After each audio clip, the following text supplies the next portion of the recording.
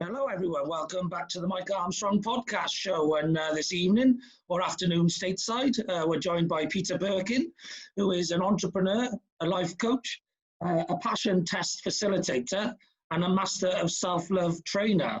And he's coming to us all the way from Rochester in New York, upstate New York, not far from Canada. And we're going to have a little chat about all of the things that Peter does, as well as anything else that comes into the conversation. So how are you doing today, Peter? You okay? Great, Mike. Thank you for a great introduction. I appreciate that. And thank you for letting me be on your show.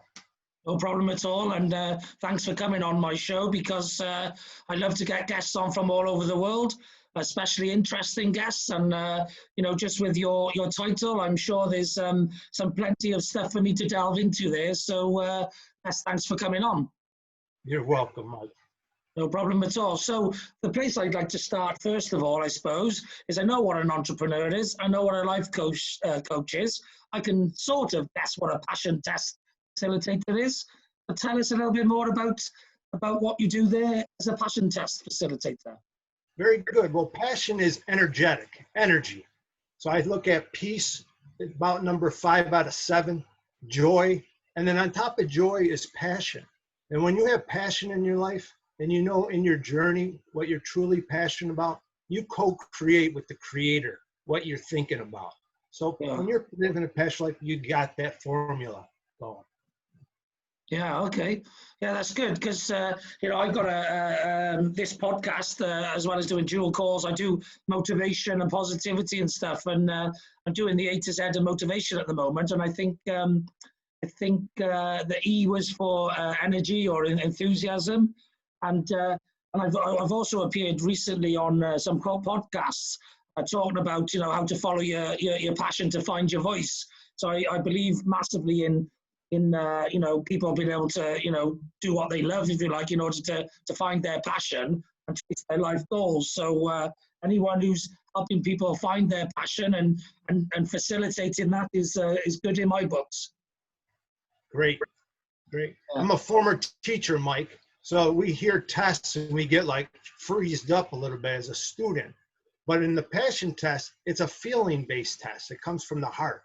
You get out of your thoughts in your mind, your ego, and you go directly to your heart. And it's just an amazing transformative tool. We're in over 60 countries right now, Mike, with over 1,000 facilitators. So we're doing very well.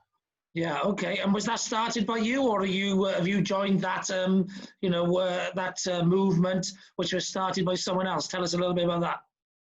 The authors were Janet Bray Atwood, and they were married. Chris and Janet were married at one time, but now they're very good friends. Work in this business, the passion test.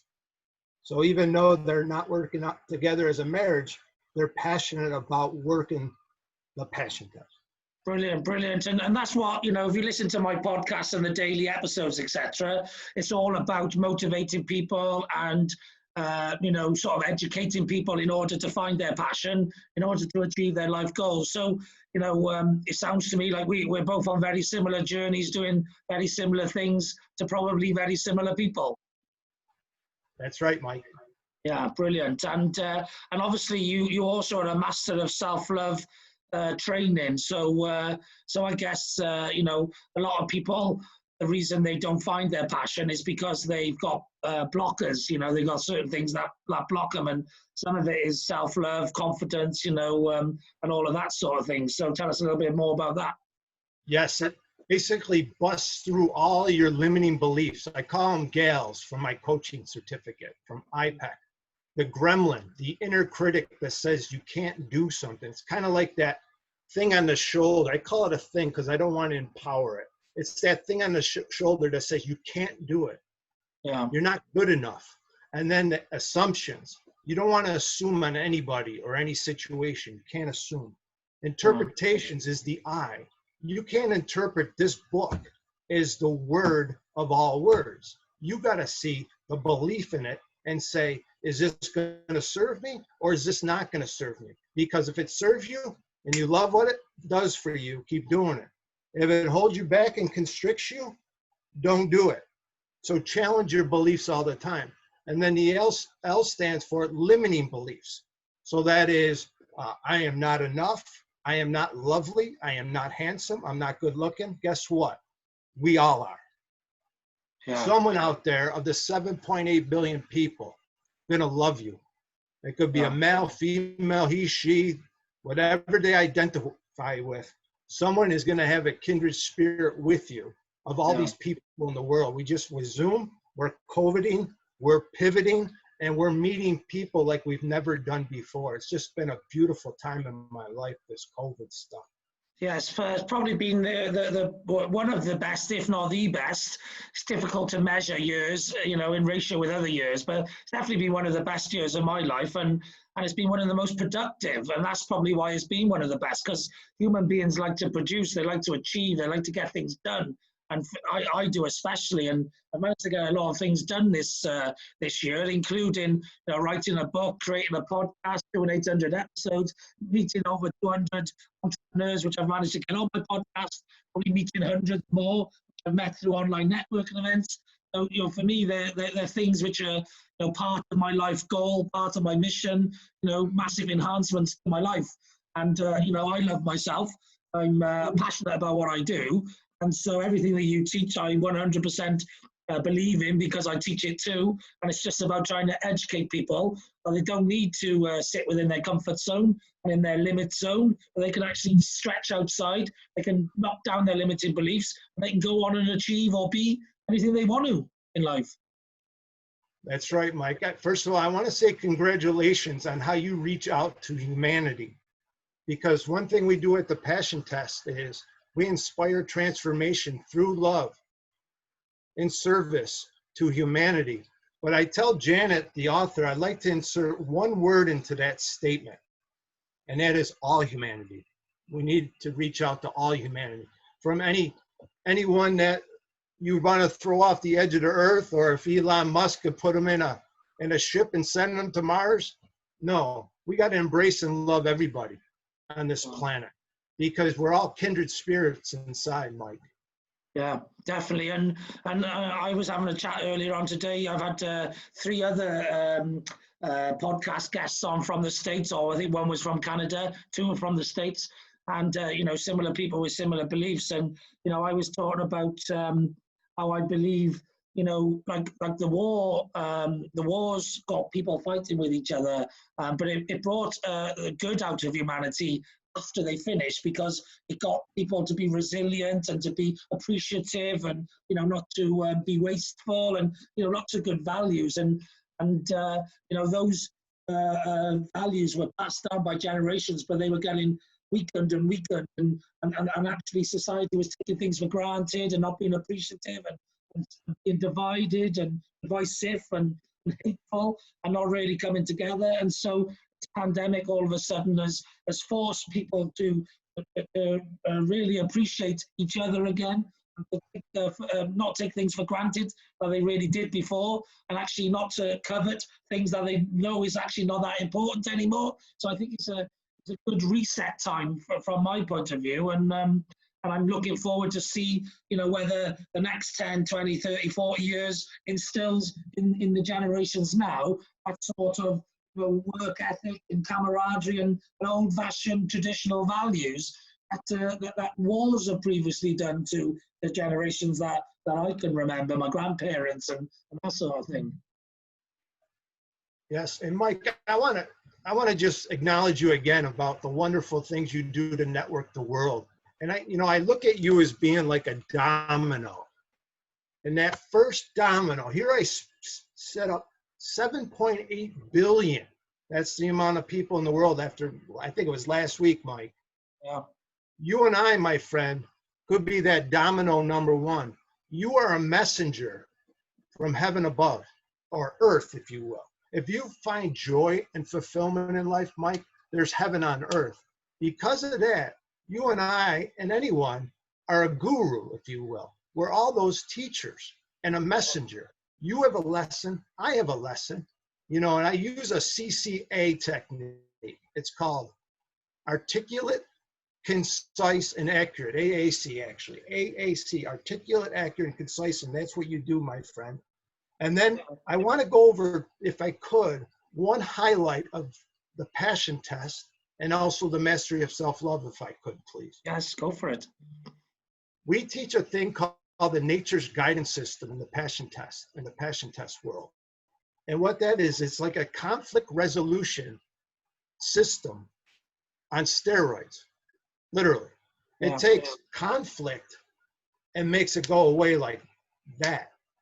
Yeah. If you get good at it, Mike, the conflict goes so quickly that you get back to happiness and harmony again, even with the most, what you think might be a tough situation, doesn't have to be. And then on top of that, I actually like this, Mike, which I'm also trying to get the author to do, is add in her next book. It's actually going in my book that I'm doing right now. You have to set up healthy boundaries. And when you set up healthy boundaries, you don't have to use conflict resolution or the Nature's Guidance System. I'll give you an example. Last year at this time, I was dating a young lady, okay? And what I did is I set up healthy boundaries before we got really serious about things, Mike. And then you know what the one rule was, Mike? What was that? Because I know what my triggers are. Yeah. We couldn't raise our voice toward each other. Yeah. And for 5 months, we dated and we never raised our voice toward each other. No. So that's the Nature's Guidance System before you get there, which is setting up boundaries. And then I could switch to the mastery of self-love unless you have a follow question to that, Mike. No, go on, carry on. Okay, mastery of self-love. I got a story about the mastery of self-love. We teach 25 ways of saying no. 25 ways of saying no, Mike. Yeah. So for instance, let's say you're trying to persuade me to cook dinner. Yeah. And I say 25 different ways of saying no, thank you. And it's no but, it's no thank you, I'll do it another time. And then you can really get into it with these script. Now, what happened to me recently, Mike, and this is kind of funny. My brother he twisted my arm to move furniture. Mike, I'm going to be 53 next week. I don't need to be moving furniture anymore. Well, I got a hernia from it, Mike, because I didn't say no. And this was about 2 months ago. So because I didn't gracefully say no, I didn't show love to myself. I didn't respect myself enough to stick with my laurels and keep out of moving furniture. Yeah. Yeah, sometimes you have to say no, but I find that very difficult myself. I'm a say yes kind of guy, and actually, because I look at the positive of things, and I look at, like, if I go and help you deliver furniture or move furniture, then someone might, I might meet somebody new, and that might be an option for me, or an opportunity, or if I go and help you move furniture, then one day when I need help moving my furniture, I've got somebody I can call upon who may or may not come and help me, but it's a favor in the bank, isn't it? I like helping people. I like getting favors in the bank. I don't even cash in on them sometimes, but it's nice to help people. It makes you feel good. It's always nice to have deposits in the bank that you may not never need, but when you do need them, I only ever really cashed in on my deposits. I always think, if you're good in life and things are going well for you, help others, and then at some point, if you need help yourself, others may help you. If they don't, they don't, but they may do. And the only time I've ever really needed help in my life was after I went through a divorce, and I had a lot of people around me there to help and see me through that situation. I suppose because I've always helped other people, what goes around comes around. I think it's important when you can help people. In fact, that's part of, I've got a formula for happiness, and random acts of kindness is part of that formula. I love that. I love that. Sometime you'll have to tell me what the formula is, because I'm all about formulas and giving out the keys to life. A lot of people like to call them secrets. The gurus, the teachers like to call them secrets. Yeah, I like to give them freely, Mike, especially in my book that's coming out. Yeah, well, my happiness formula is going to be free, and I've got a success formula as well. And I'll tell you about them if you like. But the question that's been sat on my lips for a while was, what is your book going to be about? My book is called Bully Proofing, 234 Solutions to the Problem. And there are bonus problems and solutions in the book. It is basically a self-help journal bringing all the categories of life into journaling so you can bring out the most in you. And then it's identified every scam in the world when it comes to people predating, being a predator on prey, kind of like, in the wild. So basically it's exposing as much as I've unearthed based on my worldly experience or hearing from others how you've been bullied in life. Because one of the things is I speak up for the people who can't speak for themselves too much. That could be because what I try to do is I help frustrated and overwhelmed city school kids and their administrators who want to overcome bullying, suspensions, so they can increase attendance and graduations, Mike. So what I'm trying to do is take the marginalized people in our society here in the United States. I don't know if it's in other countries, I assume it is. And what I want to see, Mike, is metropolitan schools. So our city public kids get an opportunity to go to the suburbs and rural areas. And then our suburban kids and rural kids can go into the city and also go to school. Because you know what happens? Yes, more diversification, more understanding of different people from different backgrounds, more social inclusion, more cohesiveness, more collaboration, all those sort of things, all the things I believe in, all the things that are wrong with society and need a bit of help, because immigrants, for example, they move to a new country and they all live together in the same place, whereas they should be, so it becomes Chinatown, Indian town, Latino town, Italian town, all these different zones, whereas should just mix together, and teachers and networks and all sorts of things should force people who congregate together to separate. People will naturally gravitate towards their crowd, their clan, their peers, people who are like them, whatever. But actually, it's when you take yourself outside of your comfort zone and learn to speak to other people and listen to other points of views, is where you become much wiser, much more knowledgeable, much more able to be, productive in society and in the world with the vast majority of different people that exist or coexist together. Right on. And that leads into a joke. May I share a joke, Mike? Yeah, go for it. Okay. What is a 50% Mick plus a 50%, what do you call them, limey equal? 100% human. 100% American human. Yeah.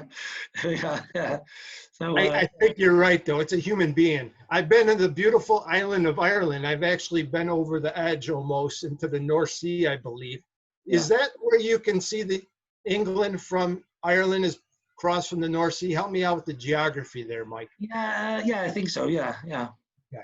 I remember walking over one of those bridges, a rope bridge, because my second wife and I, that didn't work out either, by the way.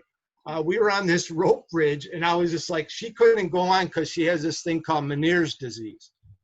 But I sure went on it, man. It was a thrill. I like thrills, Mike. Brilliant. I do too. I'm an adrenaline junkie. So for the last, 10, 20 years, I don't have things for Christmas and birthdays and that sort of thing. I'd rather have experiences. So, we all got too many things as it is. And plus, if you want something, this day and age, you go and buy it generally. But to me, experiences, actually going out and, getting your heart pumping and getting a thrill, but also doing stuff outside your comfort zone and therefore building up your flexibility, your adaptability, your resilience, all those sort of things. I love to go and do things like I've done rally driving, I've done indoor skydiving, zip wiring, and anything like that. I'll try anything once. If I like it, I'll try it a lot more. And if I don't, I'll say, well, at least I've done it. And so I love all that sort of stuff. So me and you, good spirits there, pushing yourself, pushing boundaries is what I'm all about. I love that, Mike. So may I share a consulting story? Yes, I have a consulting story. Yes, go for it. In 2015, okay, thank you, Mike. In 2015, I was consulting and didn't even know it. There's a company called, can I mention the company's name? Go for it, yeah. The company is called, I was speaking to the owner at one of the Starbucks here in town, and I whispered in his ear, it's actually the product is a 25 square foot monolithic single concrete pour that is about a company that could pivot. It's them, Mike. Now, this was back in 2005. That was 15 years ago. I whispered into the owner, you're on the first $1 trillion business in the world. And guess what he did? I don't know. What did he do? He took it to heart and has not put it public yet after 15 years as those investors, in my opinion, Mike, should be paid off very well for at least $1 billion company. Now, you know who consults the odds save firm? Guess who? Who? Warren Buffett. Okay. So there you go, right? Yes. So he doesn't have enough money, right? So let's just not make this public yet. Now, the reason why I say that it's going to be $1 trillion company is because there should not be a high rise anymore, because every single floor school or office building could be a monolithic single concrete pour with no seams, F5 tornado proof, helicopter, like a Tomahawk missile couldn't kill it. It's an extraordinary product. Now, if a tornado does come, Mike, and you go into that 25 square foot thing, you don't mind doing it for like an hour with your family, do you? No. To survive a tornado? So what you do is you put in all the homes, all the new homes, because FEMA insures it, by the way. It's pretty much no copay when it comes to house insurance to get this installed in your new home. Yeah. What's going on here, Mike? You know, you can't have so much, rich greed in the world to the point where you're not helping humanity out enough. I mean, how much money is enough? I know. I'm on a mission myself to help as many people on the planet. So I'd love to be a global speaker, and I'd love to make a massive amount of money, because I want to give it away to entrepreneurs who are struggling to get going, because 95% of businesses fail in the first 5 years, and most of them do it because of cash flow. So, the angels call themselves angels, but I don't believe they're angels. They're profiteers. They lend money in order to have profit in a business, and that's not really an angel. But I want to be a proper angel investor, where I give people a bit of seed money, I help them to grow their business, and I help them past that 5-year period where most people fail. And I'd like to have a big gong or something where we, ring the bell or ring the gong and actually say, listen, a 5%er. It's up to you to work your way to a 1%er. Carry on. The deed has been done. So that's what I'd love to do. I'd love to help entrepreneurs around the planet. So a bit like I've always admired Richard Branson, and Richard Branson does his Virgin Startup thing now. So something like that. I've always, I don't know how Virgin Startup works, but I just want to help as many people as possible in business. Because I love business. I love that, Mike. And I'll say this about you, bro. You're an angel to me. You are an angel to me, because Archangel Michael, right? That's your name. You go by Mike the Short, but Archangel Michael.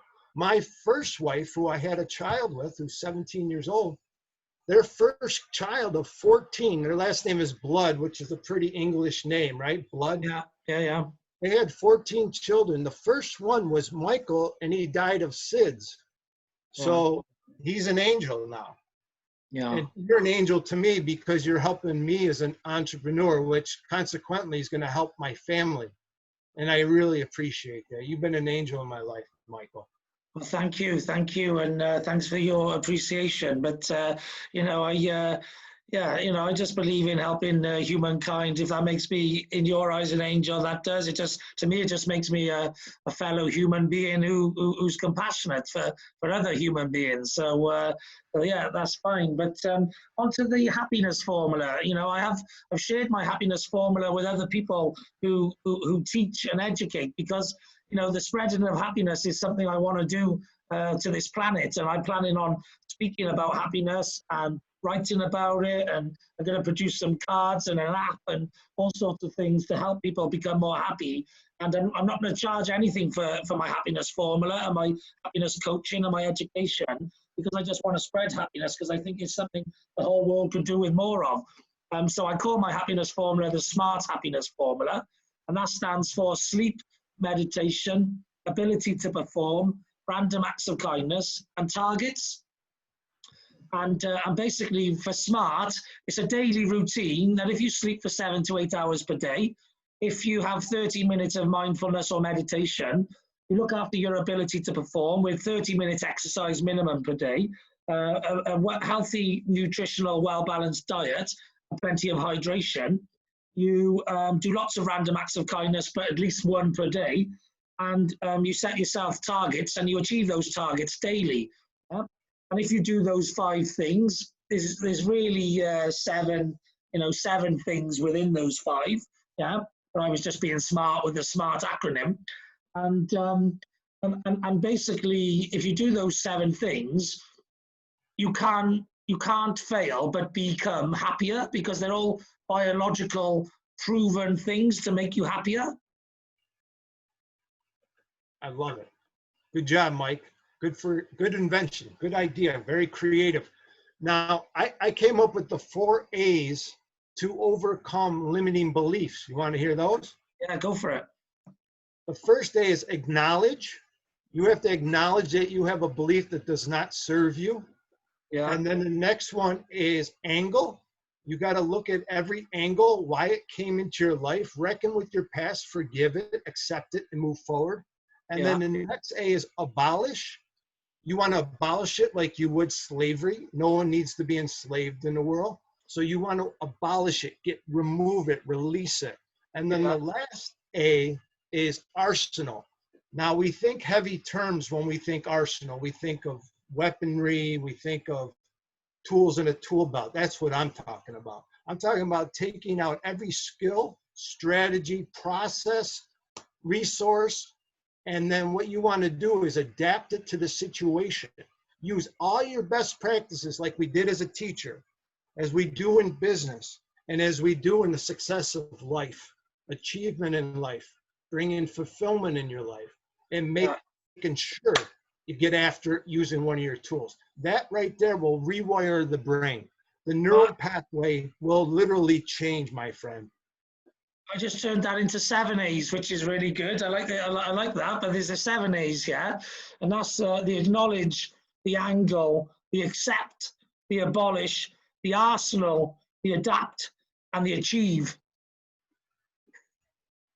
What are your other couple A's? Because I got a couple of more A's as well. I just didn't say them all. Yeah, because I like A's because my surname's Armstrong. So, and I've always considered to be, I always chased the straight A's. I didn't always get A's, but I had a lot of A's. I also had some B's and C's. But for me, life is about, hitting that 90%, 95%, 100%. It's about going all in and going for being as successful and as you can be, not settling for anything below that, hitting your heights and reaching your limits and not settling for anything below that. I love it, Mike. I love it. And, I want to talk about, if I could, can I tell a story? Yes, go for it. I had 2 nervous breakdowns in college. Yeah. And then 2 years ago, I got tackled by security for not turning on for the national anthem at my son's high school. I was also institutionalized there. That was 2 years ago. So that was the first time in 29 years. In between, I taught for over 22 years. Well, the point of the story was each time, Mike, guess what they asked if I thought what I thought I was? Guess what they asked? What did they ask? They're like, are you God? I'm like, Mingy, do I want them to put any more pills in me? I was asking to myself, and I'm thinking to myself, I know I was made in the uniqueness and likeness of him because I was raised Roman Catholic. Yeah, me too. Yeah. And if he created for 6 days, 7th day sat back and said, here's my Sabbath, take the day off. Okay, guess what? If he was a creator for 6 days and I live a passionate life and I'm in alignment with my conscious thoughts and my subconscious thoughts, I can manifest anything I put my mind to. With that being said, I am godlike. And we all are. You are, Mike, I am, and we're all messengers. And the thing about it now, Mike, this internet, okay, there's no reason why we can't heal the planet like that. Yeah. Like well, that. We can definitely reach the planet, which is a starting point, and then we just got to get the planet to listen. Right. And you know what cascaded the nervous breakdown, Mike? You know what it was? No, what? Stress. Yeah. Trying to pass my student teaching semester was stressful completely. Too much exercise. There's a thing about taking too much exercise. You got to use moderation, right? Yes, you got to do moderate, yeah. And then I experienced the loss of my baby. Yeah. That was 30 years ago in September. So my thing is, I thought I was too young to have a baby, Mike. All those kindred spirits, remember, Mike, we're 1 in 400 trillion to 1 to 600 trillion possibility to even be on this planet right now. Mm-hmm. There are so many families that would love a child. If you're healthy enough to have that baby, I'm a Roman Catholic. That's a mortal sin, bro. Remember that? Mortal sins? Yeah. I had like 2 or 3 of them in my life. But you know what? I don't believe in hell or purgatory anymore. I used to, because the church wanted me to fear a loving God. That's just a loving God, Mike.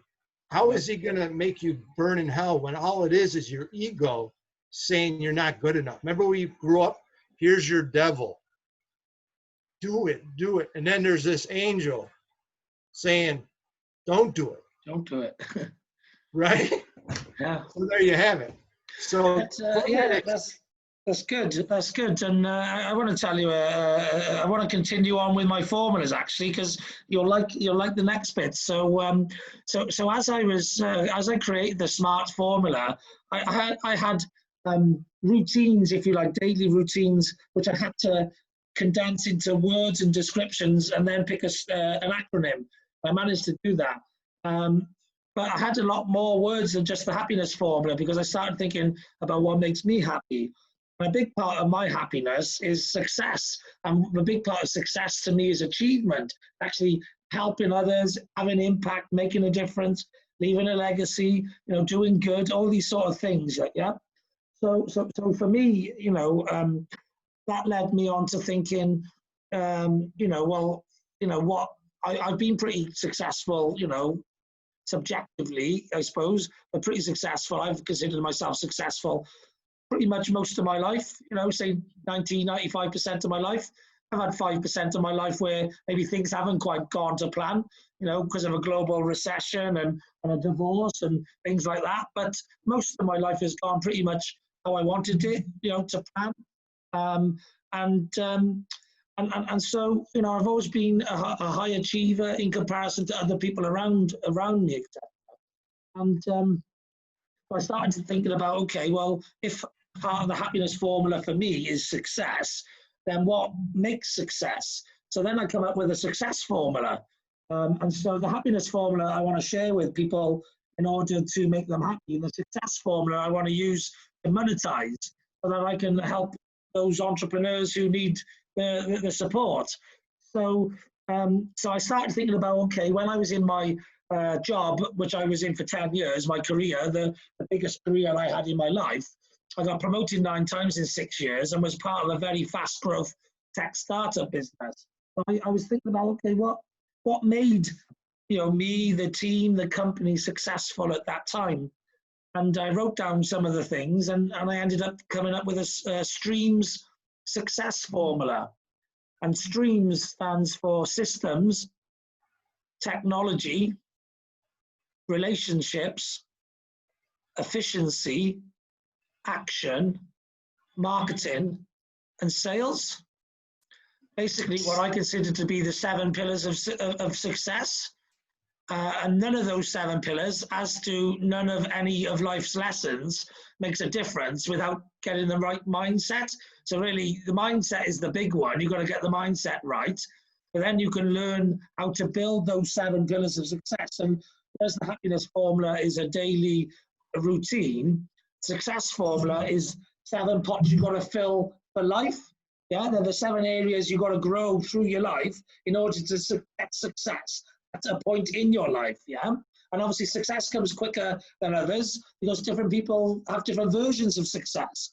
But in order to be seen as successful, not just internal and external, yeah, in order to be seen as successful and to be held as a success, and you've got to grow those areas. You know, you've got to have good systems. You've got to use technology this day and age. Otherwise, you're not going to be a success in most things. You know, even if you're a runner, you need to use technology to learn how to measure your KPIs, your key performance indicators, the stats, your recovery time, all sorts of things. So technology is a big part of success of anything and anyone this day and age. And then you're nobody and nothing without your relationships. The people you build around you, your network, your team, your partnerships, your collaborations, your clients, your customers, everybody. And then efficiency. In order to become successful, you've got to be efficient at doing what you do. And the more you learn and practice something, the more efficient you become at it anyway, which allows you to take on super levels of activities, which is the action that you need to take. It's only with efficiency can you create massive action, because most people don't create enough action to become successful because they're inefficient at doing what they do. And then you can become great at all sorts of things in life, but unless you can market yourself well and you can sell yourself well, then no one else will know that you're great at what you do. So you need the connection and the awareness that sales and marketing creates in order to be seen as successful in anything that you're doing, and in order for other people to join in with your success, rather than you to just be a success on your own, in your own sphere, in your own world, and no one else really knows about it. I love that, Mike. I love that. Yeah. So I got a little acronym. It comes from The Success Loop by Dean Graziosi and Tony Robbins. You've heard both of those guys, right? Yeah, of course, yeah. One's my mentor, and my other one, I get coached by him. So I'm pretty psyched about that. Actually, Tony Robbins, one of his coaches me. Yeah. And in Success Loop, we came up with, Larry, who you know, came up with GAS, G-A-S. It's a very small acronym that stands for goals plus action. Massive action, as Tony Robbins likes to put it, right? Yeah. And I'm a massive action kind of guy too. I also follow Grant Cardone, who's also a massive action kind of guy. But yeah, Tony Robbins too. And then the S stands for success. Yeah. Okay. And then that'll give you momentum to get to the next level of success. Yeah. Great. And I've spent my entire life working on my streams formula. The formula I only just created during lockdown. It was based on 30 years of sales and marketing and business growth experience and personal growth experience and lifelong learning. So these formulas come out of my head. But the thing is you can have success in life, but if you don't look after yourself, it's also short term and it's unsustainable. So actually, if you put the two together, you put the smart streams together, and all of a sudden you've got yourself what I would consider to be an elite business performance formula, because it's a long, sustainable formula of happiness and success, which will help you to sustain a long-term business objective or life objective, which needs you to look after yourself in order to have the longevity to get to the front of the queue, in order to maximize the positioning of being at the front of the queue. I love that. I love that, Mike. Lovely. And the smart streams, so the tagline is smart streams will put you into full flow. Absolutely. That flow is amazing. I love being in that flow. How about you, Mike?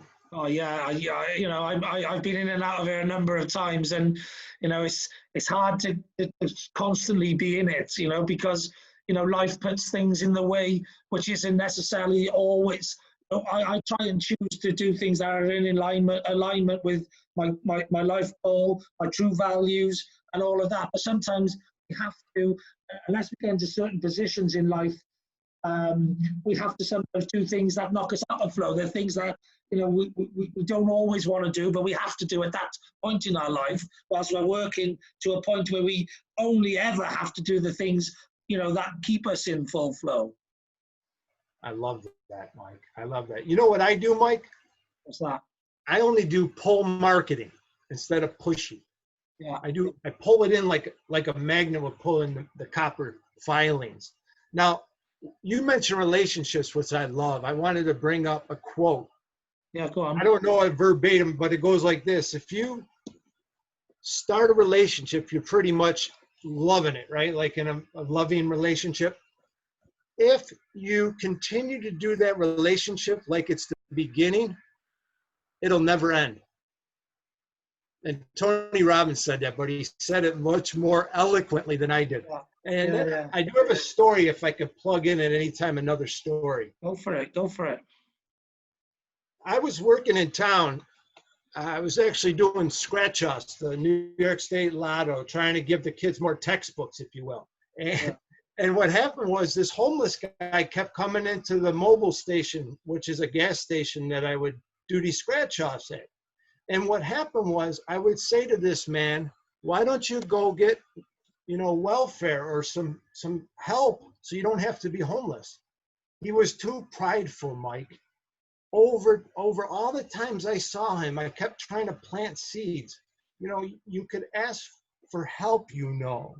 Yeah. So what happened was, to speed forward, he asked for help, and this is what happened. You know, many homeless people go from rags to riches, right? Yeah. Well, for this young man, what happened, he's a little older than I was at the time. He got his apartment, filled it up with groceries, did not turn on the heat, and died. He was frozen the next day, found frozen the next day. Now, I don't say that to, you know, to be negative about it. It comes down to your reality, your beliefs. And I got a quote I'm trying to work on right now around beliefs. You want to hear it? Yeah. If a belief serves you, and it serves you positively for yourself and mankind, continue to do it. If it expands your heart and tickles your spirit, keep doing it. If it's something that has brought you challenges in life and you know it, like money doesn't grow on trees, instead you can reframe it and say money is made of trees. So we reframe it. And then from there, so for instance, my mom and dad did the best they can with what they knew about Mike. But the thing about it was, they didn't always do the right thing. No, because they didn't always have the knowledge. Exactly. And 99% of the time, I had the most loving parents on the planet, I thought. Everyone thought I had a Mother Teresa for a mom who raised 9 kids. 9 kids. But you know what she would have around her neck growing up? What would she have around her neck? A cross. Oh, yeah, that too, but a belt. She would always have a switch around her neck just in case we got out of line, Mike. Yeah, my mother used to use a slipper, but you know. My dad was so strong, he would pick me up and lift me and throw me against garage doors. Now, mind you, there's a 50-year study, Mike, that shows that hurting someone like that causes trauma. So you're wondering where everyone gets these limiting beliefs. It's because of childhood trauma. We've all been traumatized to a certain degree. Now, the thing about it is the person who can reckon with it, forgive it, and accept it, they're the ones that can heal and still do very well. Like I healed from the loss of my baby. I didn't do it with a church. I didn't do it with a retreat. I didn't do it with confession or communion. I literally took self-help to rewire my brain to heal my past. Well, I'm a big believer in what don't kill you makes you stronger, and out of adversity comes strength. And you know, most top entrepreneurs have had that have reached the bottom or a low level somewhere, that spurred them on and given the drive to actually go further than most people ever go. So sometimes, you know, like when I was younger, I had trials to play for Wales rugby, and it probably would have been the best thing I could ever have done with my life, is being a professional rugby player. And I would have loved to have been like a captain of Wales and maybe gone on the Lions tour and captain the Lions and all that sort of thing. That would have been my perfect life. And I missed out on the trials. And that's the one thing. It was a young age, and I just, because of my mum and dad got divorced and stuff, I didn't have the support to take me in or whatever. And I missed out on the trial. And all through the rest of my life, really, I've always looked at that moment and said, you know what, I'm never going to let a big opportunity, you know, escape my grasp again. You know, something life-changing, and that would have been life-changing, like, you know. And so I'm somebody who I live for the day. I believe you only got one life. Try and make the most out of every situation. And, you know, and I suppose that was something then. I had my divorce as well more recently, 9 years ago. And that's made me probably, I've always wanted to help people. I've always been in management. I've been employed as a helper of others. But, you know, my own divorce and the last recession and financial troubles has really kicked me into gear in this pandemic and recession. I thought, you know what, if I can help other people going through some of what I've been through, then even if it's just one other person, then I've done something really, really good. And so that's what, you know, sometimes, for example, people nearly dying is the best thing that they can ever have in their life, because they then go and live. And so many people choose not to live. And they're the ones who get to the end of their life with regrets. And one of my favorite quotes is, live a life of no regrets. I love that. I got a couple of English quotes. Who said this? To be or not to be? That is the question. Shakespeare. Shakespeare. Who said all we need is love? The Beatles. John Lennon. You know what, though? He said all you need is love. I put in subliminally, if you will, we. Yeah. All we need I is thought love. the song was All We Need Is Love. Is there not All We Need Is Love? It's All You Need Is Love, is it? Oh, it's both then. It's All the we mastery of self-love, the you, Yeah. and then it's the we, that we all need love as well. Yeah. Yeah. Well, Yeah. I like that twist on it, Mike. Yeah, and another popular quote, which leads to some of my favorite quotes, which a lot of people use, is Winston Churchill, voted greatest ever Briton, and he was never, never, never, never, never give up. And that's a quote I quite like. And in the same theme of that, I mentioned these quotes earlier, so they're fresh in my mind. I use them quite a lot. One is, when the going gets tough, the tough get going, which is the statement that sums up this year for me, I would say. Yeah. Another one is, winners never quit and quitters never win, which is another sort of mantra of mine. And then a last one from the famous sort of American-Italian philosopher, Rocky Balboa, which is, life's not about how hard you can hit, but it's about how hard you can get hit and keep moving forward. And that sums up 2020 as well, really. Love that, Mike. Love that. What's the biggest stadium of people do you have in the United Kingdom? Well, we got one local to me, the Millennium Stadium. That's like 80,000, I think. And I'd love to be, I want to be a global speaker like Tony Robbins and Les Brown and people like that. And I'd love to fill the Millennium Stadium. That would be like heaven, because it's the ground I should have been playing on if I was a professional rugby player. But they went and built a bigger one in Wembley now, which is 90,000. Very good. We have stadiums that are over 100,000 in the United States. So I want to be in front of over 100,000 people, Mike. So I share with your vision on that as well. Now, yeah, that's not because of an ego thing for me. It's just because I want to help as many people as possible. So, you know, at the end of the day, the more people crammed into a stadium that believe in your message and that you can help, you know, get them to follow their passion, to find their passion, to forget about their limiting beliefs and actually to believe that anything is possible. because it is. So why they're convincing themselves it's not, it's just they're lying to themselves, and they need to start telling themselves the truth. Love that. Another quote that comes to me from a movie, which is a good one for that, which is, "The truth will set them free."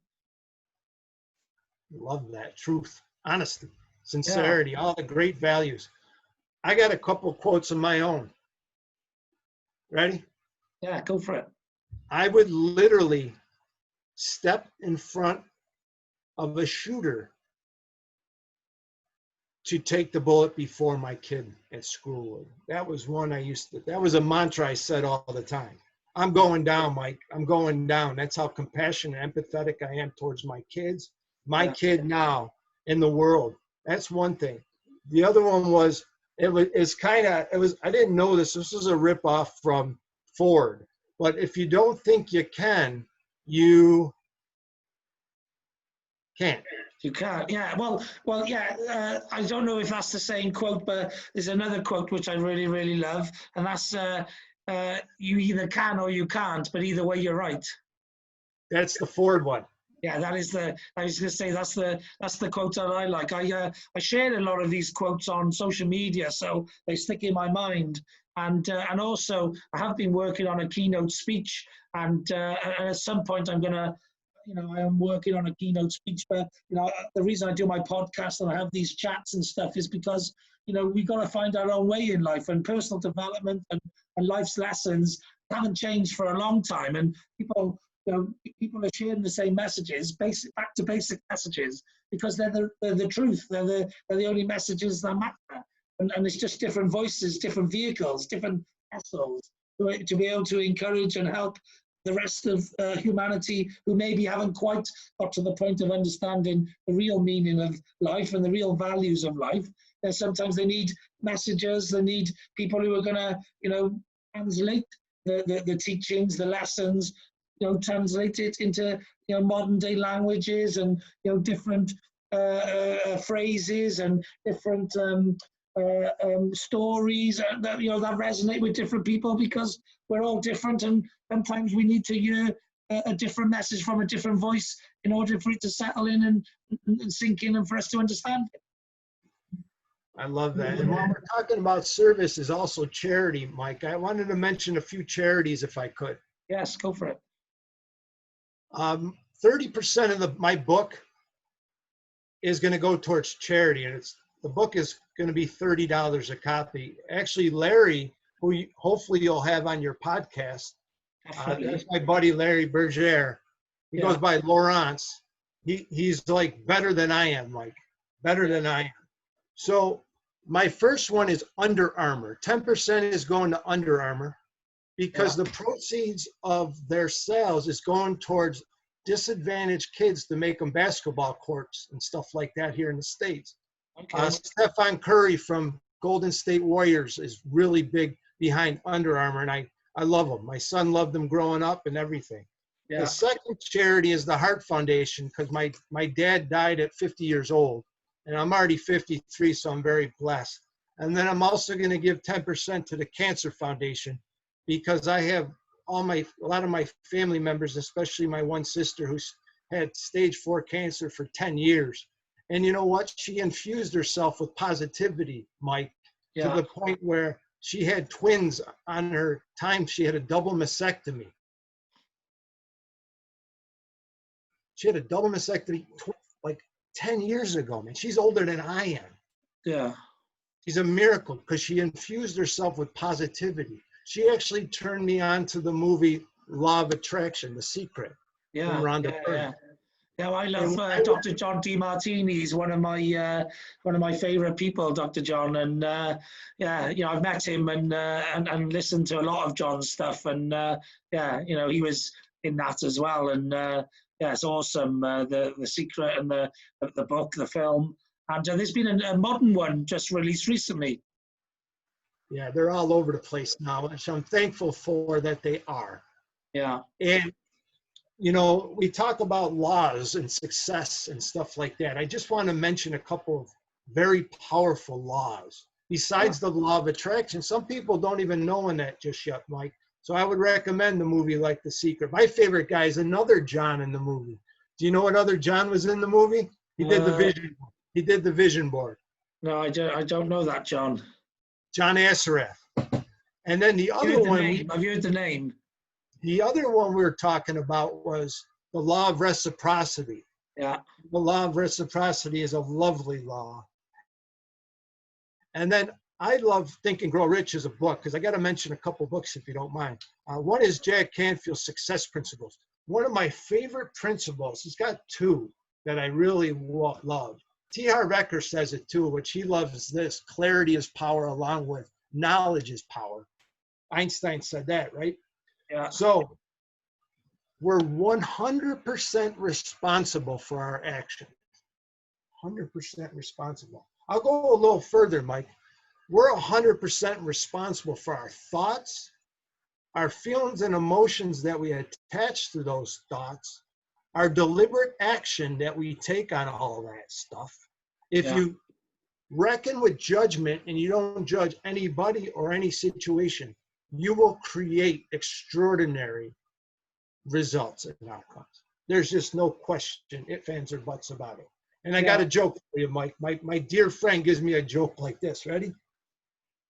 If ands, or buts were candies and nuts, oh, what a party we would have. and one of my favorites, and Lucinda Bassett said this before her husband committed suicide, unfortunately, is don't shoot on yourself. And then I want to speak on suicide for a moment, Mike, if I could, because it's like a pandemic of sorts.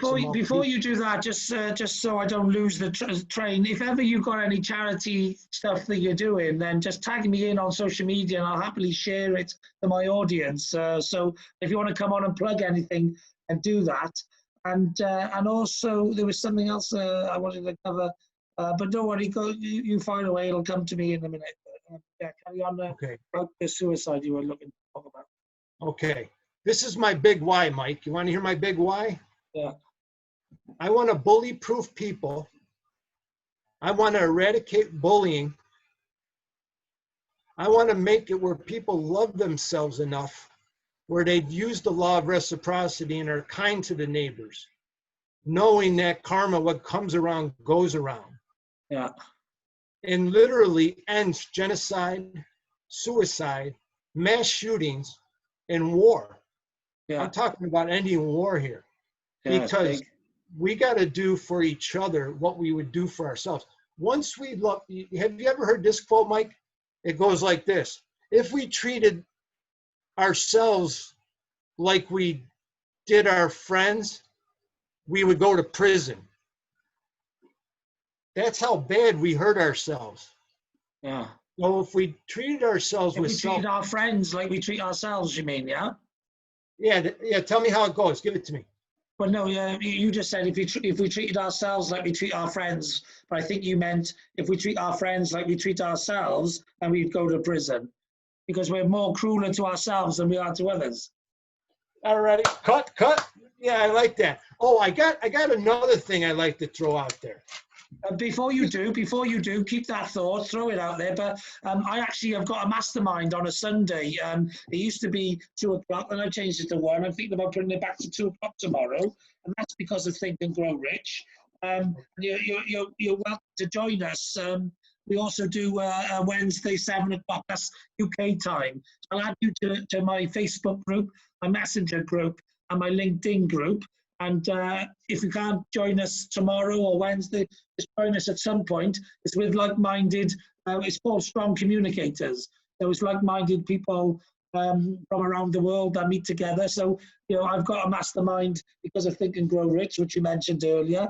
And you're welcome to it. So, carry on with what you was going to say. Thanks, Mike.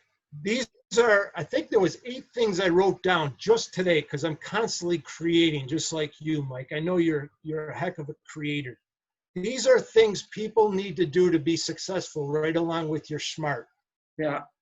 They are: stay out of the media, the negative media. Yeah. Hollywood and all the negative movies, from horror, gory movies to war movies. 3, war games. Stay off the Nintendos and the Xboxes and stop playing war games, especially when you're young. Public schools. We don't want all to have the bricks in the wall. Pink Floyd, right? Yeah. Organized religion. We got to be careful. They're forcing a lot of ideologies that are totally misleading a lot of people. Well, religion's one of the biggest divisive causes of fights and wars on the planet. So anything that can stop that is a good thing, you know? Exactly. And then government, we have to have a government that serves the people. Yeah, well, I think government, government people used to go into politics. They were fighting a cause, and they were cause driven. And now they got their nose in the trough, and they don't really care about anything really. And they just, they're taking bones and just very, very unethical. I think is very, lacking moral fiber. And I think there should be some sort of test which allows people to become politics. Because if they're gonna speak for the people, then they should be tested to see whether they represent the people. Because most politicians won't even tell you what they think; they'll just agree with whatever they think you think you want them to think. That's right. And another thing is families.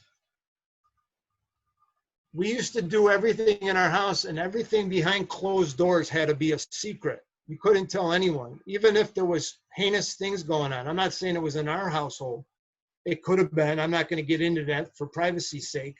But what is uncomfortable has to be comfortable. We have to teach kids to advocate for themselves. If you ever get inappropriate touch or someone says things to you that could lead to limiting beliefs, knock it off, adults. Treat your kids with love. Lead with love. And then, you might not know this. We had toys called Transformers over here. Did you have Transformers, Mike? Yeah. Robots in disguise. Robots in disguise. Do you know what was on the side of my son's robot in disguise when it came to the police car? No. It didn't say serve and protect. It said enslave and protect.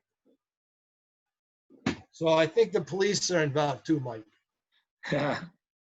And then the proper training of them, we need to make sure they have the training that's going to make it where we don't kill minorities. And I think the police in America seem to be way too gun ho. Like, you know what I mean? It's like shoot first, ask questions later. Like, you know what I mean? That seems to be the training from somebody who doesn't know anything about guns. You know what I mean? Never held a gun. You come from a culture where, I just don't understand how guns haven't been banned in every part of the world. You know what I mean? It just makes no sense to me. It's not. It's like I know Americans. It's so ingrained in them. Like, you have the right to bear arms and whatever. The more guns in more hands means more shootings. The only thing is, my family are avid hunters. Yeah. So they shoot with rifles. And they go hunt deer and geese and duck. That should be okay. And then that should probably be permitted, and maybe even the guns shouldn't necessarily stay in people's houses, but you should go and pick them up in a protected, locked-in place or whatever. Because the number of kids have shot each other because of guns, and to me, it's just it's just if you're gonna make guns so accessible and you're gonna make it part of the culture, then people are gonna use them. Right. I gotta bring a band in the call right now. Ready? Can I say something? A cartoon that needs to be banned in the United States? Yeah. Do you get to watch South Park over in UK? The what? South Park. South Park. Yeah. The last episode I saw, Mike, first of all, I didn't let my son watch it until he was like 12, and then I made a mistake. Because no one should be young with their minds being malleable watching that terrible show. Yeah. So the fourth grader had a gun in his mouth. Yeah. And that's how they ended the episode. Yeah, it's not Mike, we got third graders and less killing themselves in this country for the guns, like you talked about. Yeah, well, it's like when you don't value life, and when you see that life isn't valuable around you and stuff because of games and films and stuff. It's like the value of life in Africa and places like there where they have young soldiers, and they just, you know what I mean. It's just life is so important and so valuable, but because it's depleted over time, it's seen as the same as the gang culture. You know, people kill themselves over, like, whatever they call it, like a teeth of ganja, or, you know, over something that's just, it's not even comparable. They take each other's lives because of it, but, you know, it's just like crazy. Mike, it's actually gang initiation that they kill somebody. Yeah, they're just to get in a gang, like, you know. Just, you know, there's all sorts of, there's just, people just don't value, you know, they don't realize, like, life is so valuable and it's so important. And like you say, it's a miracle that we even just get to make it to be on this journey, like, you know, of life. And there's so much that human beings are capable of. You know, human beings, would you want, £1 million or 1 million friends? I'd probably rather 1 million friends. You know, they're more valuable. You know, human beings on their own, how can you put a value on one human being? They're capable of so much. They're invaluable. And, like, for people to just, you know, they stab each other over, like, games and territory and, you know, postcodes and just all sorts of crazy stuff. And it's just like, well, like, how messed up are you to take somebody's life for just no reason? You've got to be pretty messed up. But there's the 6 things that everyone needs to be human. I think the first 4 are just the mindset stuff, and the other 2 is being in service and something else. You can look it up. Tony Robbins has 6 things: certainty, uncertainty, and yada, yada. But another thing I'd like to see as a recommendation to especially our country, United States, is that we bottle up our fresh water, Mike. We bottle up our fresh water and give it to other countries. Here's the thing about it. We're killing each other over oil, aren't we? Yeah. So we have right now, our Great Lakes are spilling over and wrecking all the beautiful homes along the coast of all our Great Lakes. You tell me why we can't start bottling that fresh water up, Mike, and bringing it over to Africa. You know, and you know what? You pay what you can pay. It works out where, okay, I'm in Africa. You're going to have to give me a couple cases of water every day. Versus, you know, you're over in Costa Rica and they got a lot of money. It's $2 a 12-ounce bottle, whatever. But to put oil at $4 a gallon so we can't visit our family versus Memorial Day, 4th of July, is absurd. $4 a gallon for gas, and we're killing each other over this stuff. And then the other thing is we're tapping into the oceans when the oil is oozing out of the ground, like in Oklahoma. I mean, literally, you could walk in your yard and the oil's coming up. You tell me why we have to tap into the oceans when the stuff is seeping out of the earth and on the land. Yeah, I don't know.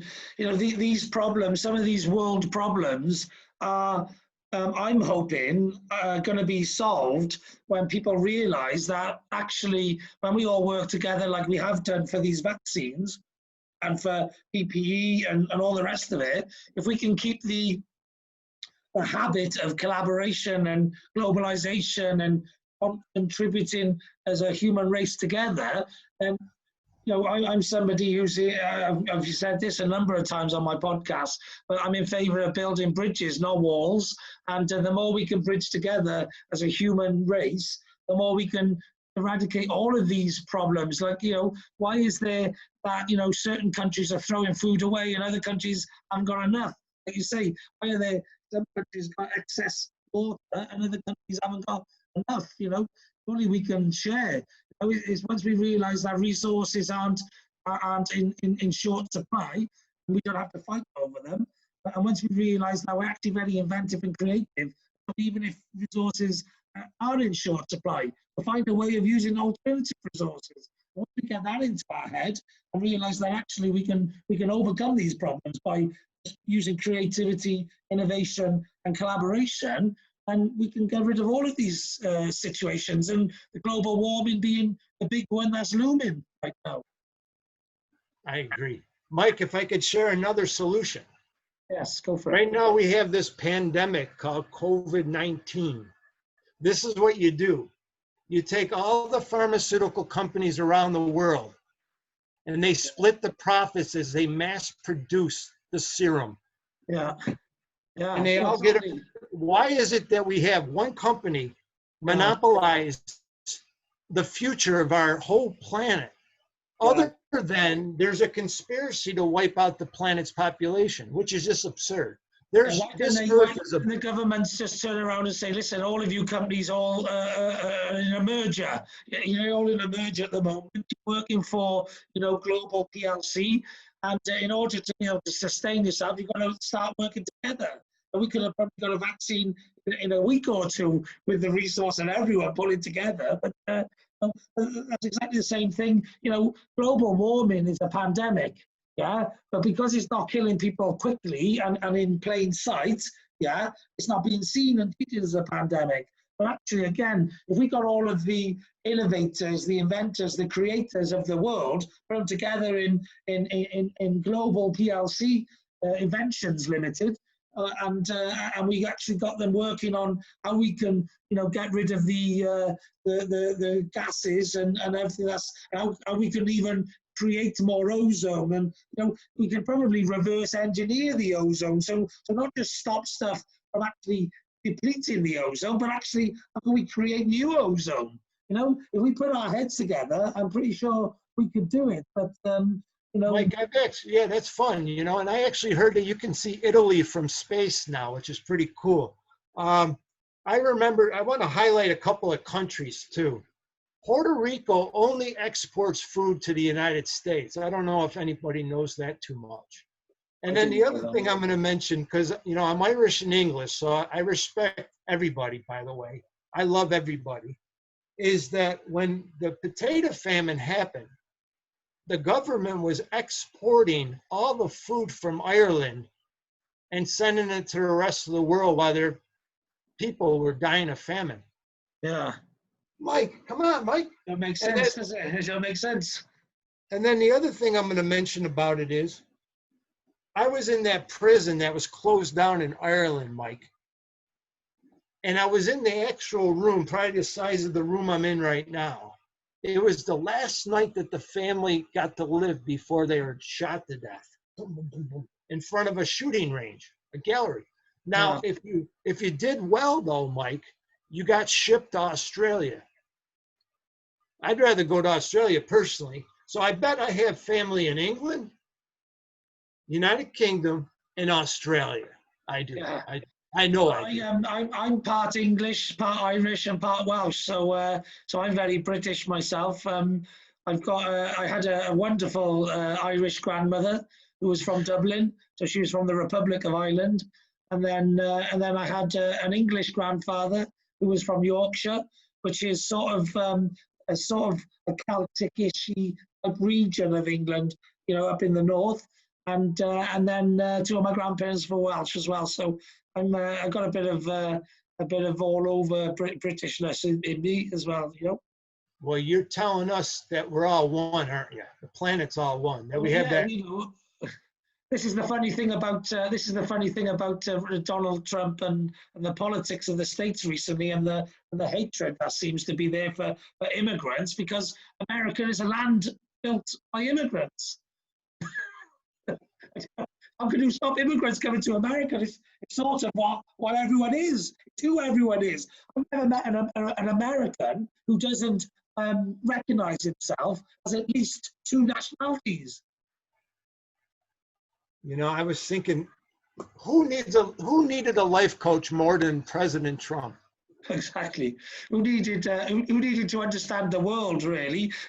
I was interested to see a business person in charge of a country, and I'm sure there's some good things he done, because he was getting a lot of stuff done and that, and the economy and that sort of thing would be his bread and butter, because it's business. The economy is just the running a country PLC. But he just didn't have enough global awareness of the world and the situation, and just not intelligent enough, not enough knowledge in his head to be able to make the right calls, I think. But, this is like I say, a time where the world's got to pull together. So you don't need a divisive leader. You need a motivator, an inspirational leader, somebody who's a bit switched on, knows what the problems are, and actually going to put, like I say, all problems can be solved with the right team. So a good leader will put the right team in place, put the best team around them, and then get these problems fixed. I agree. Now, you believe in evolving and awakening as a person. Do you believe in that, Mike? Yeah. Yeah, me too. Yeah. And, I got a story that you might cut. It was that graphic, but it's not like swear words, but it's kind of graphic. Let's put it this way. When we were an ancient civilization, there was a Geico commercial, I think it was, where they took someone, they wanted it to rain, Mike. So what did they do on top of the volcano with the guy? Well, they wanted it to rain. Yeah, they wanted it, so they sacrificed him and told him to jump into the volcano. To chuck them in, like Joe versus the volcano. Yeah, so this is what happened. This was a real life story.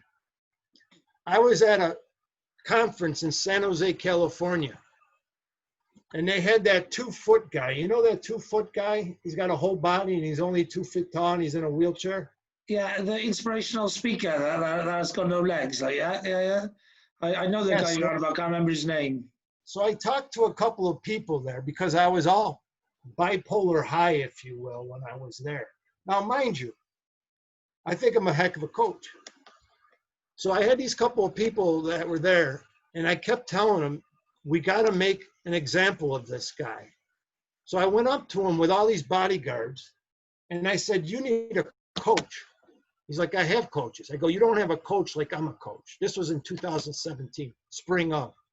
Yeah. What I was going to do, Mike, and they kind of sensed it, and this could be cut out. You can cut this out or not. I don't cut nothing out. I don't cut nothing out. My podcast is led by an authentic person, chatting with authentic people, and whatever you have to say is what you have to say. I'm not a censor. I'm not going to censor it. I'm just going to. It is what it is. Say what you want to say. I visualized, because visualization's big, isn't it? In life. Yeah. I visualized picking him out of his chair and spiking him like a football. Bam! In front of everybody, while someone would be YouTubing it. Let me ask you this. If I took him, that 2-foot man, and spiked him on his head and neck, do you think a lot of people would go on YouTube to look for that? Oh yeah, probably. They go on to look on Facebook for people when they've been beheaded. Right. So what I did is, if I could sacrifice this little man to help humanity, that was going through my mind. That was going through my head. I would have done it. Was you bipolar? You having some episodes? Was you at that time? Yeah, I was manic. So come Sunday, Mike, they kicked me out of the event. They escorted me out with 2 people because they knew something was going on with me. Yeah, you were being erratic. I was being a little bipolar high, you know what I mean? Yeah. And then, and you know what was fun? Later in the year, I got better, I think, but not really. By the end of the year, Mike, this was again in 2017, I blacked out about how I would have committed suicide, Mike. This was in 2000. This is only 3 years ago. You know what my out was? Using a belt. Yeah. I was going to hang myself with a belt. Yeah. So my buddy, Larry, who's going to hopefully come on your show, he coaches me every day, and I coach him right back. Yeah. By the way, he's a train wreck waiting to happen, but he gets coached by me every day, so he's all right now. Yeah.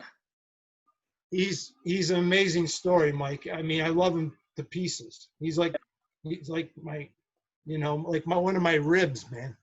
Yeah. And so he tells me after the fact, he goes, Peter, you were going to kill yourself. And I blacked out, Mike. I didn't even know I said it to him. I'll give you another story, Mike. I used to do domestic violence. On my first wife, I used to do this and posture, thank God, only. Grabbed her hair and only postured and not pull on her. I did it to my brother, who said this, if you hurt me, I'm going to press charges on you. Oh, did that, right? My sister 5 years ago, who's now 70 years old, when she was 50, 20 years ago, because this all happened like 15, 20 years ago, Mike. Ever since I seen The Secret, I've rewired my brain, bro. You know what I mean? Yeah. So she told me that I had her by the neck. And then I said to her, I go, did I squeeze? And guess what she said? What'd she say? That I did. And I got to show you something, because I'm very proud of this. I wouldn't have used this prop, Mike, but I got to show you this. Look at the date on that. 7th of the 9th, 14.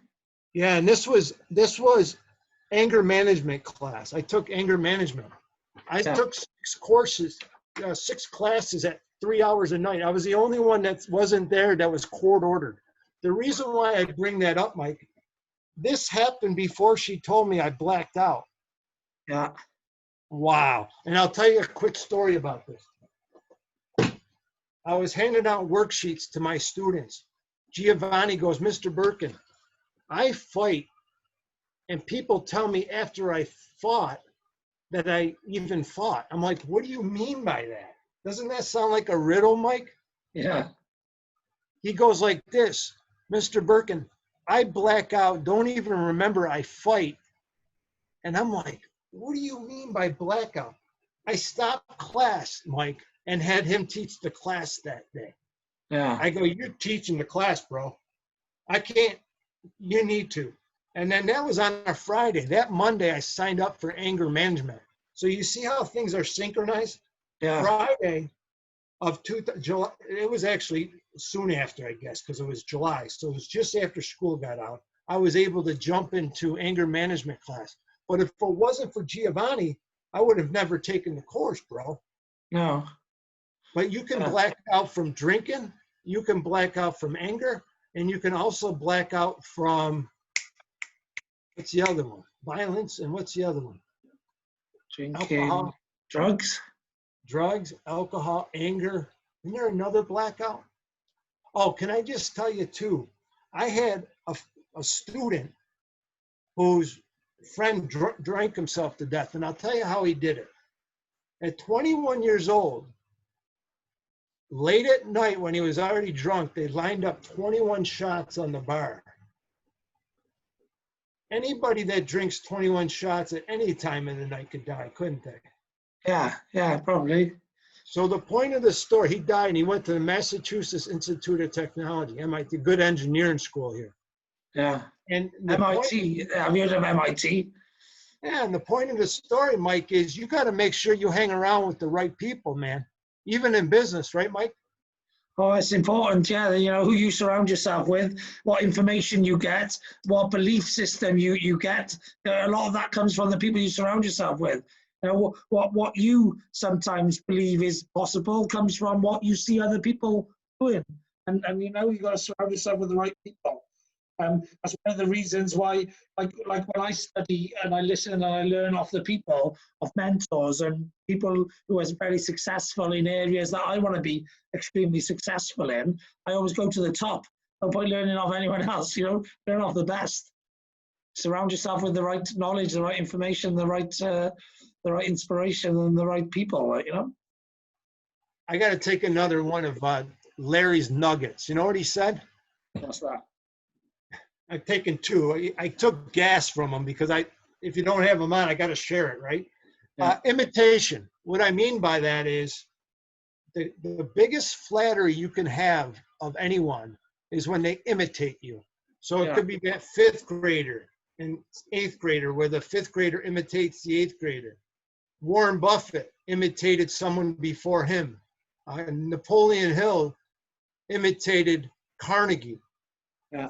You imitate your coach and mentor, what happens, Mike? Well, if you imitate them, you'll become like them. Yeah. There's the touchdown, bro. Yeah, exactly.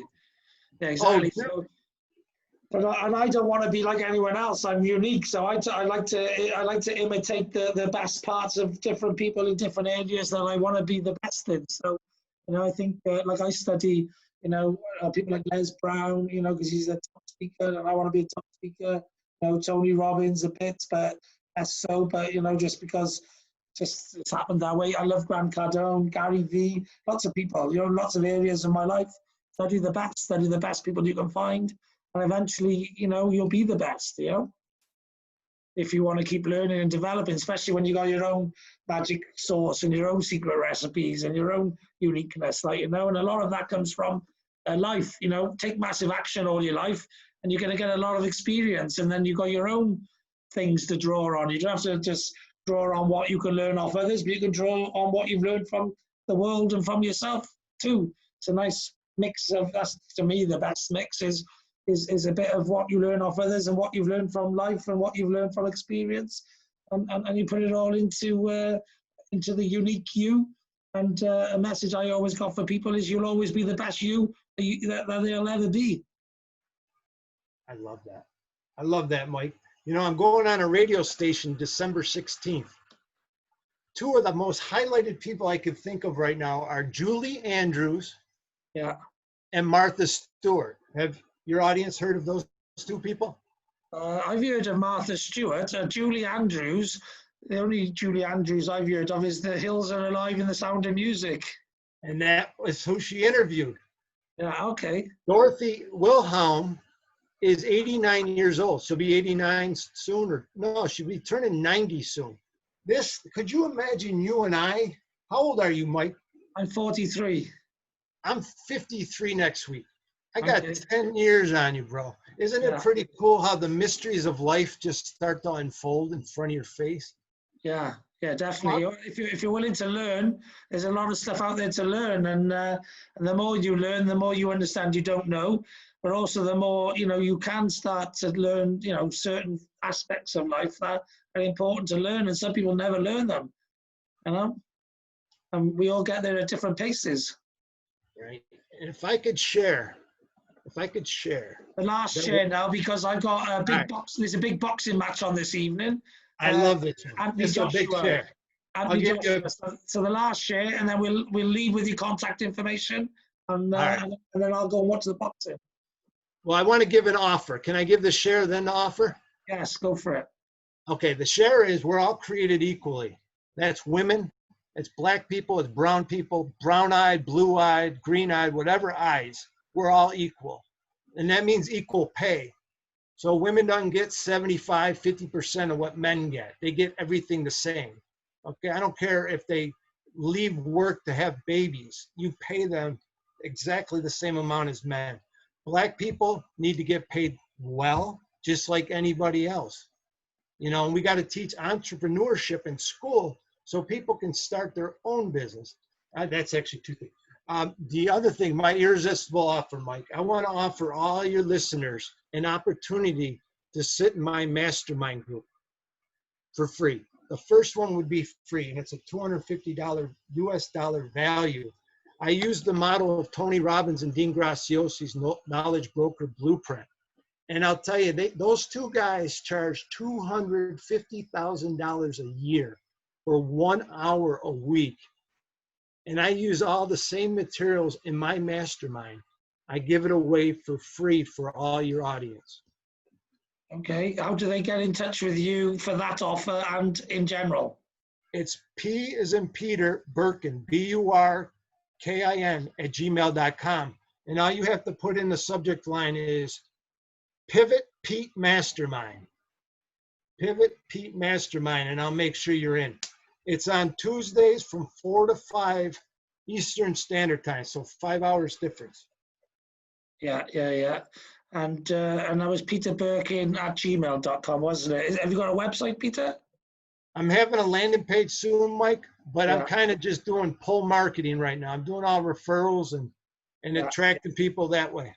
Okay, all right. And which social media is the best one to get hold of you on, or to follow LinkedIn, you on?